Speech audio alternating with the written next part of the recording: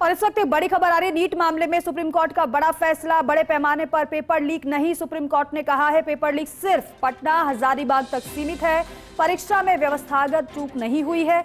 Committee परीक्षा के लिए एसओपी बनाए।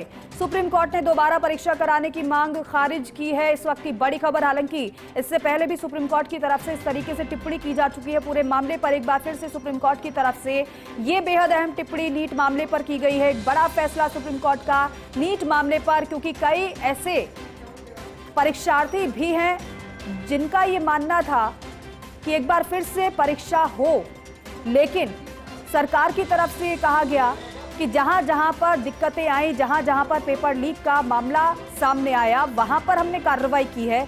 जिनको ग्रेस के तहत एक्स्ट्रा मार्क्स मिले थे, उन एक्स्ट्रा मार्क्स को हटा दिया गया और साथ ही साथ जिन जिन के नाम सामने आए थे पेपर लीक मामले में, उन पर कार्रवाई भी की गई, गिरफ्तारी भी हुई है। हालांकि कोर्ट ने अहम टिप्पणी की है। कोर्ट ने कहा है कि बड़े पैमाने पर पेपर लीक नहीं हुआ, यानी कि कोर्ट ये मान रहा है कि पटना हजारीबाग जिस तरीके से यहाँ पर पेपर लीक की घटनाएं सामने आई, कोर्ट का ये मानना है कि यहाँ तक ही ये पेपर लीक का मामला सीमित है। परीक्षा में व्यवस्थागत कोई चूक नहीं हुई है, यानी कि पूरे अगर परीक्षा को देखा जाए तो सुप्रीम कोर्ट ये मान रहा है कि पूरी परीक्षा में कोई चूक नहीं है।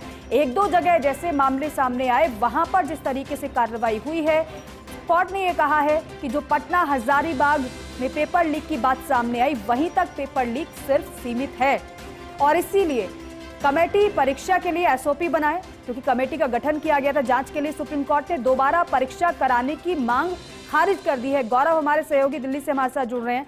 गौरव, सुप्रीम कोर्ट की वाकई में अहम टिप्पणी है, क्योंकि कई लोगों की तरफ से ऐसा कहा जा रहा था कि परीक्षा को दोबारा करा जाए, लेकिन सरकार लगातार ये कहती रही कि जहां पर दिक्कतें हैं वहां पर हम कार्रवाई कर रहे हैं, तो परीक्षा रद्द करने की जरूरत नहीं है। और ऐसी ही कुछ टिप्पणी सुप्रीम कोर्ट की तरफ से की गई है। क्या कुछ कहा सुप्रीम कोर्ट की तरफ से बताया गया है? बताइएगा जरा विस्तार से। दीपिका, बताना चाहूंगा कि सुप्रीम कोर्ट ने अपने जो निर्देश जारी किए हैं, जो एसओपी जारी किए हैं, उसमें बड़ी बात ये कही है कि जो एनटीए को फ्लिप फ्लॉप से बचना चाहिए। मतलब जो ये सारी चीजें हुई, ये नहीं होनी चाहिए। तो सुप्रीम कोर्ट ने एक तरीके से यह भी स्वीकार किया है कि पटना और हजारीबाग के अलावा कहीं पेपर लीक नहीं हुआ था, क्योंकि सुप्रीम कोर्ट ने सुनवाई के दौरान भी कहा था कि पेपर लीक का स्तर क्या है, इसी आधार पर हम तय करेंगे कि परीक्षा रद्द होगी या नहीं होगी। तो सुप्रीम कोर्ट ने इस बात को स्पष्ट कर दिया है कि पेपर केवल 2 सेंटर्स पर लीक हुआ है।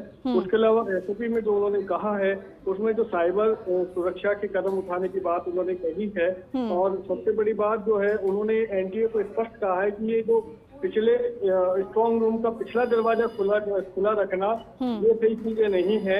और जिस तरीके से रिक्शे पर OMR सीटों को लाया गया, इस ट्रांसपोर्ट व्यवस्था को सुधार करना चाहिए। इसके अलावा सुप्रीम कोर्ट ने कहा है कि जिस तरीके से प्रश्न पत्रों की हैंडलिंग की गई, उनको रखा गया, उसकी भी एक एसओपी भी बननी चाहिए कि किस स्तर तक पेपर आए और किस स्तर तक पेपर जाए। उस पूरे समय को मॉनिटरिंग करनी चाहिए, उस पूरी चीज को मॉनिटरिंग करने की यहाँ पर सुप्रीम कोर्ट ने आवश्यकता बताई है।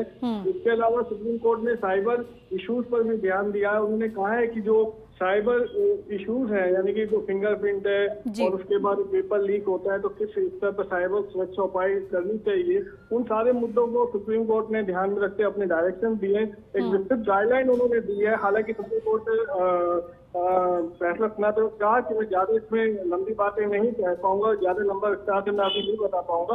लेकिन सुप्रीम कोर्ट ने मोटी मोटी बातें ये कही है कि अभी तक जो हुआ वह ठीक नहीं हुआ और अब भविष्य में इन सब चीजों का ध्यान रखना चाहिए। प्रकरण में अभी 30 सितंबर 2024 तक समिति रिपोर्ट भी सौंपेगी। उसके बाद इसी दौरान शिक्षा मंत्रालय भी अपना एक कार्यक्रम तय करेगा। तो भविष्य में ये सब चीजें नहीं हो, उन सब चीजों को ध्यान में रखते हुए सुप्रीम कोर्ट ने अपने डायरेक्शन जारी किए। ठीक है गौरव, बहुत शुक्रिया पूरी जानकारी के लिए।